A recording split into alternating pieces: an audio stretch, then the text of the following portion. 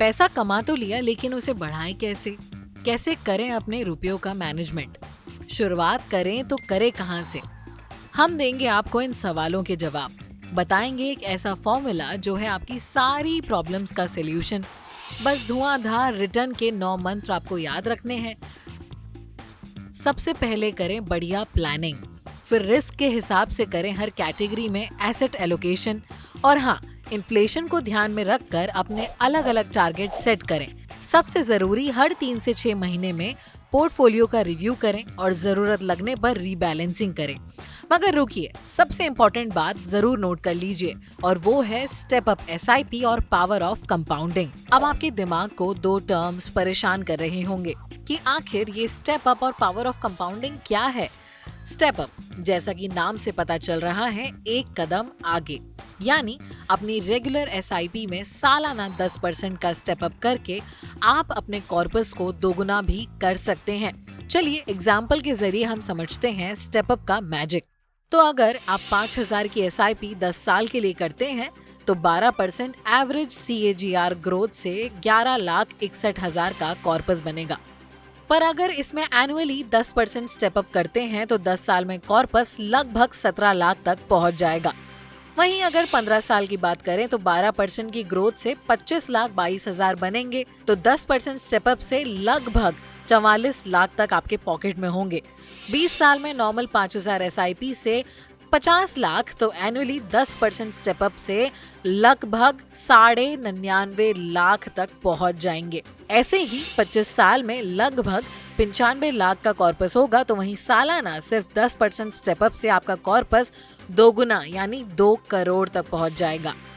वहीं अगर आप मंथली एसआईपी 10,000 की करें तो 10 साल में 12% से 23,23,000 कॉर्पस होगा, तो 10% स्टेप अप से 33,74,000 तक संभव होंगे।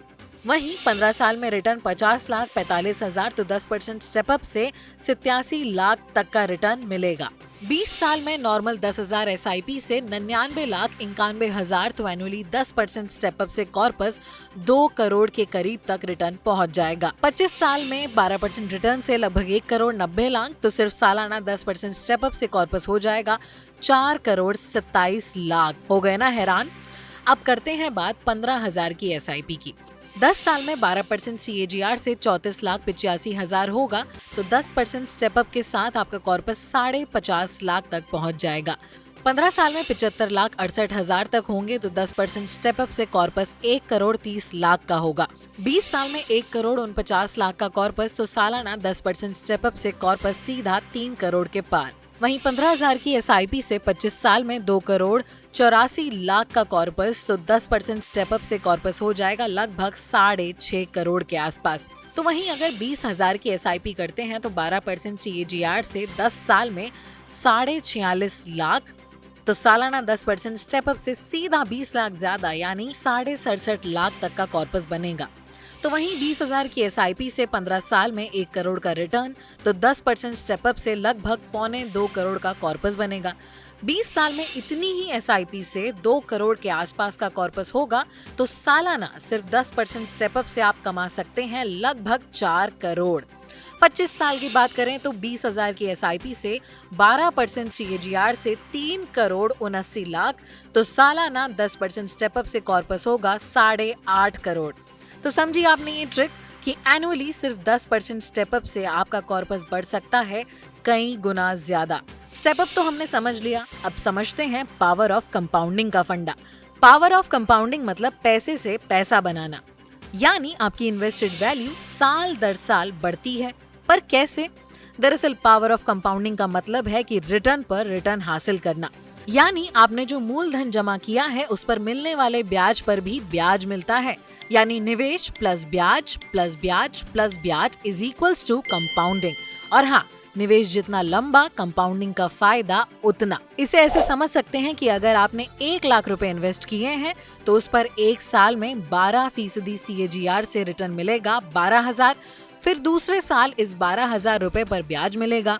यह ब्याज पर ब्याज मिलने की प्रक्रिया तब तक चलेगी जब तक आपका निवेश बना रहेगा। तो 1 लाख का एक मुश्त निवेश पर 5 साल में 12% CAGR से 1,76,000 होंगे, तो 10 साल में कॉर्पस बनेगा 3 लाख के आसपास। 15 साल में 12% से 5,47,000 होगा, तो 20 साल में 12% की रेट से 9.5 लाख के करीब। 25 साल में 17 लाख आप इकट्ठा कर लेंगे, तो 30 साल होते होते आपके 1 लाख रुपए हो जाएंगे, लगभग 30 लाख के बराबर। ये तो रही लमसम इन्वेस्टमेंट की बात। अब SIP के जरिए समझते हैं। जैसे अगर आप मंथली 10,000 की SIP करते हैं, उस पर 1 साल में 12% CAGR से मिलेगा लगभग 4,000 का रिटर्न। फिर दूसरे साल इस 4,000 रुपए पर ब्याज मिलेगा। सेम आपको यह ब्याज पर ब्याज मिलने की प्रक्रिया तब तक चलेगी जब तक आपका निवेश बना रहेगा। 10,000 की SIP से 5 साल में 12% CAGR से 8 लाख का कॉर्पस होगा। 10 साल में लगभग 23 लाख, तो 15 साल में कॉर्पस बनेगा 50,45,000 का। वहीं 20 साल में 12% से 1 करोड़ के करीब कॉर्पस बनेगा। 25 साल में 12% से लगभग 1,90,00,000 संभव होंगे, तो 30 साल में आपके अकाउंट में होंगे लगभग 3.5 करोड़। पर हाँ, पावर ऑफ कंपाउंडिंग का फायदा तभी मिलेगा जब आपका निवेश लंबा होगा। मानो अगर आप 25 साल में 10,000 की SIP से इन्वेस्टमेंट शुरू कर रहे हैं और 60 साल में रिटायरमेंट के हिसाब से आपके पास निवेश के लिए 35 साल होंगे, यानी 35 साल में आप अच्छा खासा कॉर्पस तैयार कर पाएंगे। 10,000 की SIP से 35 साल में 42 लाख इन्वेस्ट कर रहे हैं और 12% CAGR से संभावित रिटर्न होगा लगभग 6 करोड़। तो रिटायरमेंट के समय आपका कॉर्पस होगा 6.5 करोड़ का, मतलब इन्वेस्टेड अमाउंट कम और रिटर्न वैल्यू ज्यादा। इसी तरह अगर आप निवेश 1 साल बाद यानी 26 साल में इन्वेस्टमेंट शुरू करते हैं, तो 60 साल में रिटायरमेंट के हिसाब से आपके पास निवेश के लिए 34 साल का समय होगा और 10,000 की SIP से 34 साल में 40 लाख इन्वेस्टमेंट होगा और 12% से संभावित रिटर्न होगा लगभग 5 करोड़ 34 लाख का। तो रिटायरमेंट के समय आपका कॉर्पस होगा 5 करोड़ 75 लाख। अगर 27 साल में निवेश स्टार्ट करते हैं, तो 60 साल में रिटायरमेंट के हिसाब से आपके पास निवेश के लिए 33 साल का समय होगा और 10,000 की SIP से 33 साल में लगभग 40 लाख का इन्वेस्टमेंट होगा और 12% से संभावित रिटर्न होगा 4 करोड़ 69 लाख का। तो रिटायरमेंट के समय आपका कॉर्पस होगा लगभग 5 करोड़। अगर 28 साल में इन्वेस्टमेंट स्टार्ट करते हैं, तो 60 साल में रिटायरमेंट के हिसाब से आपके पास निवेश के लिए होंगे 32 साल और 10,000 की SIP से 32 साल में लगभग 38.5 लाख का इन्वेस्टमेंट आप करेंगे और 12% से आपको मिलेगा 4 करोड़ के आसपास का रिटर्न। तो कुल कॉर्पस बनेगा लगभग 4.5 करोड़ का। निवेश 28 की जगह 29 साल में शुरू करते हैं, तो आपके पास रह जाएंगे 31 साल, यानी 31 साल में 10,000 की SIP करते हैं तो लगभग 37 साल का इन्वेस्टमेंट आप करेंगे और 12% से आपको मिलेगा करीब 3.5 करोड़ के आसपास का रिटर्न। तो कुल कॉर्पस बनेगा लगभग 4 करोड़ का।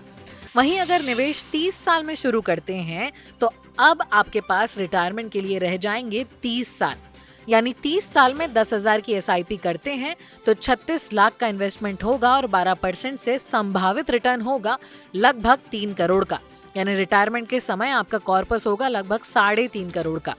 तो आपने देखा, सिर्फ 5 साल में देरी से निवेश शुरू करने पर कॉर्पस में कितना अंतर आ गया।